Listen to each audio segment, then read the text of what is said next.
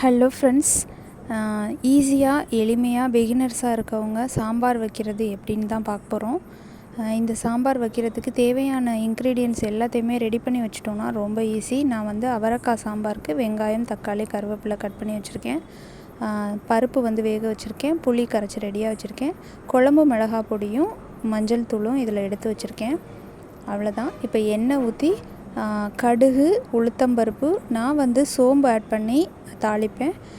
சோம்பு விருப்பப்பட்டவங்க போடலாம், இல்லைனா ஜீரகம் போட்டுக்கலாம், அது அவங்கவுங்க சௌரியம். நான் கடுகு, உளுந்தம்பருப்பு, சோம்பு போட்டு தான் தாளிப்பேன். எனக்கு சோம்போட ஃப்ளேவர் ரொம்ப பிடிக்கும், அதனால் கொஞ்சமாக ஆட் பண்ணி தாளிச்சுக்கிறேன். இது நல்லா பொரிஞ்சதுக்கு அப்புறம் கருவேப்பிலை ஆட் பண்ணிக்கிறேன். கருவேப்பிலை நம்ம இந்த மாதிரி எண்ணெயில் போடும்போது பார்த்திங்கன்னா அது பொரிஞ்சு அதோடய ஃப்ளேவர் ஃபுல்லாக இறங்கிரும். அவ்வளோதான். வெங்காயம் கட் பண்ணி வச்சுருக்க வெங்காயத்தை போட்டு பொன்னிறமாக வதங்கினதுக்கப்புறம் தக்காளி ஆட் பண்ணிக்கலாம்.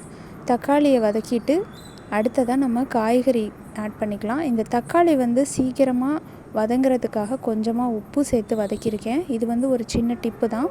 இப்போ நான் அவரைக்காய் கட் பண்ணி வச்சுருக்க அவரைக்காவை ஆட் பண்ணி இதை எண்ணெயில் நான் வதக்கி விட்டுட்டு, இந்த வதக்கின இது கூடயே நான் நம்ம எடுத்து வச்சுருக்க அந்த மசாலா குழம்பு மிளகாய் பொடியும் மஞ்சள் பொடியும் ஆட் பண்ணி இதை நான் இந்த எண்ணெயிலேயே ஃப்ரை பண்ணிக்கிறேன். இந்த மாதிரி ஃப்ரை பண்ணுறதுனால பார்த்திங்கன்னா ரொம்ப சாம்பார் டேஸ்ட் கிடைக்கிற மாதிரி ஒரு டிஃப்ரெண்ட் டேஸ்ட் நமக்கு கிடைக்கும்.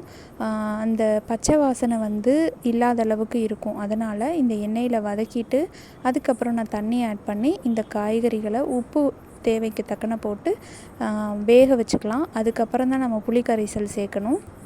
இந்த ஆல்ரெடி வதக்கிறதுக்கு நம்ம உப்பு போட்டிருக்கிறதுனால காய்க்கு தகுந்த மாதிரி உப்பு மட்டும் ஆட் பண்ணிக்கலாம். ஆட் பண்ணி இதை நல்லா நம்ம வேக விட்டுறணும். ஃபஸ்ட்டு இது வெந்ததுக்கு அப்புறம் தான் நம்ம புளி ஆட் பண்ணணும். ஒரு சின்ன டிப்பு கூட இதில் என்னன்னு பார்த்தீங்கன்னா, காய்கறி வேகிறதுக்கு முன்னே நம்ம புளியை ஆட் பண்ணிட்டோம் அப்படின்னா ரொம்ப நல்லா வேகும் அப்படின்னு சொல்ல முடியாது. அதனால் புளியை ஆட் பண்ணுறதுக்கு முன்னாடியே நல்லா வேக வச்சுட்டு காய்கறி வெந்ததுக்கு அப்புறமேட்டுக்கு நம்ம புளி ஆட் பண்ணுறோம் அப்படின்னா சீக்கிரமாக காய்கறி வேகும். அதனால தான் இப்போ புளி ஆட் பண்ணியாச்சு. இது கூடவே நம்ம வேக வச்சு கடைஞ்சி எடுத்து வச்சுருக்க துவரம்பருப்பை ஆட் பண்ணிடலாம். ஆட் பண்ணிவிட்டு தேவையான பெருங்காயத்தூள் கொதிக்கும்போது நான் போடுவேன்.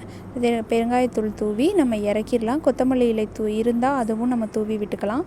அவ்வளோதான், நமக்கு சூப்பரான சுவையான நல்ல திடமாக இருக்கக்கூடிய ஒரு சாம்பார் ரெடி ஆயிடுச்சு. அவ்வளோதான் ஃப்ரெண்ட்ஸ். இந்த வீடியோ உங்களுக்கு பிடிச்சிருந்துச்சு அப்படின்னா லைக் பண்ணுங்கள், ஷேர் பண்ணுங்கள், கமெண்ட்ஸ் பண்ணுங்கள். நம்ம சேனலை புதுசாக பார்க்குறவங்க சப்ஸ்கிரைப் பண்ணிக்கோங்க. நம்ம சேனலை பிடிச்சிருந்தா சப்ஸ்கிரைப் பண்ணிக்கோங்க. பக்கத்தில் இருக்க பெல் பட்டனையும் கிளிக் பண்ணிக்கோங்க. அப்போ தான் நான் போடுற புது வீடியோஸ் உடனே உங்களுக்கு கிடைக்கும். ஓகே ஃப்ரெண்ட்ஸ், நெக்ஸ்ட் வீடியோவில் மீட் பண்ணலாம். Bye bye.